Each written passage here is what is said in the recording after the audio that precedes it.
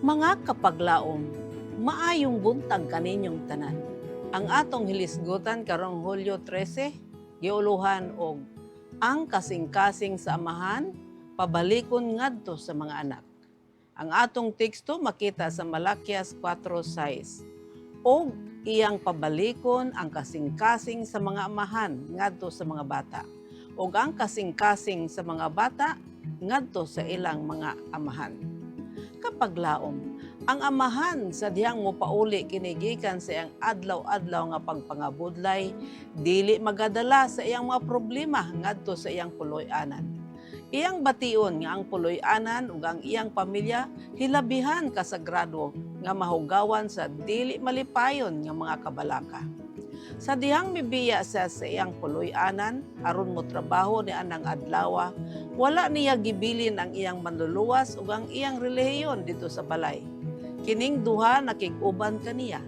Ang tamis nga impluwensya sa iyang puloy-anan, ang panalangin sa iyang asawa ug ang gugma sa iyang mga kabataan nagapagaan sa iyang mga lulan.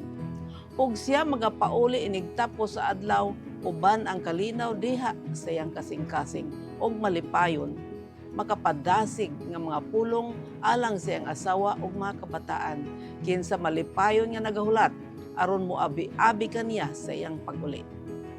Angay niyang bation nga usa ka malipayon nga kausaban ang pagahin og panahon uban sa iyang mga kabataan. Mahimo niya nga dad-on ang iyang mga kabataan ngadto sa tanaman ug ipakita ang pagsugod sa pag-abli sa mga bulak ug ang nagkalain-lain nga kolor sa mga bulak. Mahimo niya nga ipasantop diha sa ilang mga huna-huna ang kamatuoran nga kung ang Dios nagpakabana sa mga kahoy ug sa mga bulak, mas labaw nga siya nagpakabana sa mga linalang nga gibuhat sumala sa iyang imahe. Sa sayo nga edad, mihimo niya nga mapasabot nga ang Dios buot nga ang makabataan maanyag. Dili pinaagi sa dili tinuod nga pagdayan-dayan apan uban sa kaanyag sa kinaiya.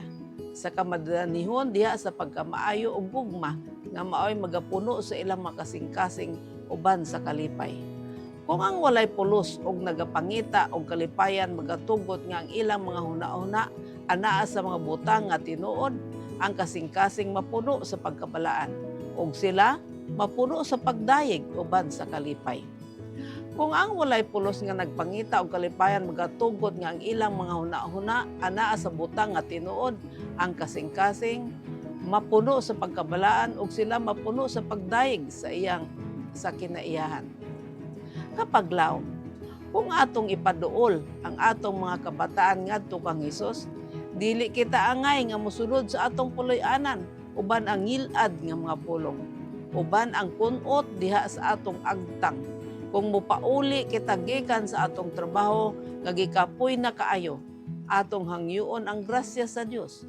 Hangyoon nato ang iyang nagahatag og paghulay nga espiritu aron nga atong kasing-kasing mapuno sa kalumo, nga ang atong mga ngabil mapuno sa mga maayo nga pulong nga makapahupay. Ibugkos nato ang atong mga kabataan diha sa atong mga kasing-kasing. Isugyot ang atong relihiyon ngadto kanila uban sa kalipay. Mag-ampo kita.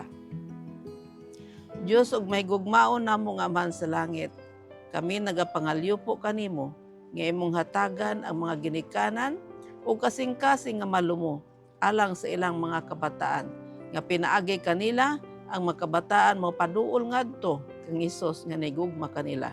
Hinaot pa nga ang imong grasya magpalayo sa matag panimlay karon sa ngalan ni Hesus. Amen.